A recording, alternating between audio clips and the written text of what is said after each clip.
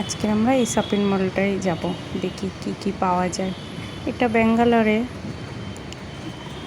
অনেকটা সুন্দর লাগে বাইরে দিয়ে, এত কালারফুল করা আর কি, লাইটিংটা এত সুন্দর। তাই ভাবছি একটু ঘুরেই যাই এখান দিয়ে, কাল যেহেতু সকালে আমরা চলে যাব।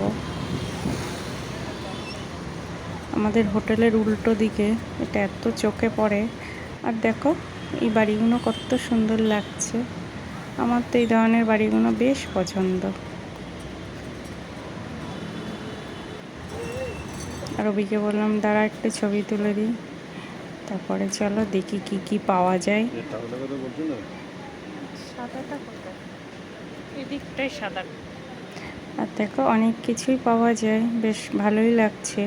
কিন্তু আমাদের কাছে তো চিকিৎসা করে আর একদম টাকা নেই, কেনার মতন কিছুই নেই। এই কুশনগুলোই পছন্দ হয়েছিল ভীষণ, দামটাও কম রেঞ্জে ছিল। আর অনেক অনেক রকমের কোয়ালিটি ছিল, বেশ সুন্দর সুন্দর ছিল। আর কি নিতে পারলাম না, নিলে তো ব্যাগেরও অনেক ঝামেলা। থাক, কলকাতা দিয়েই পরে কিনে নেব। আমি শুধু দামটা দেখছি। কয়েকটা জিনিস নিয়েছি কম দামে, বেশ ভালো কোয়ালিটি।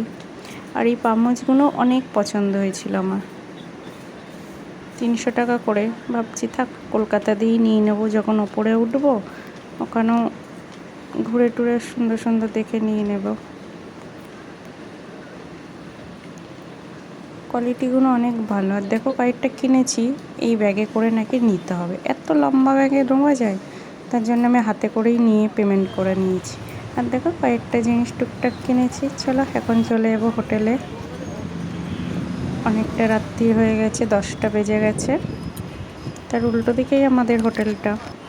আর দেখো ঠিক বাড়ির রাস্তার মতন, এত জামে পড়েছি, দাঁড়িয়েই আছি। আর ভিডিওটা এখানেই শেষ করছি। ভালো লাগলে অবশ্যই লাইক কমেন্ট করবেন। টাটা।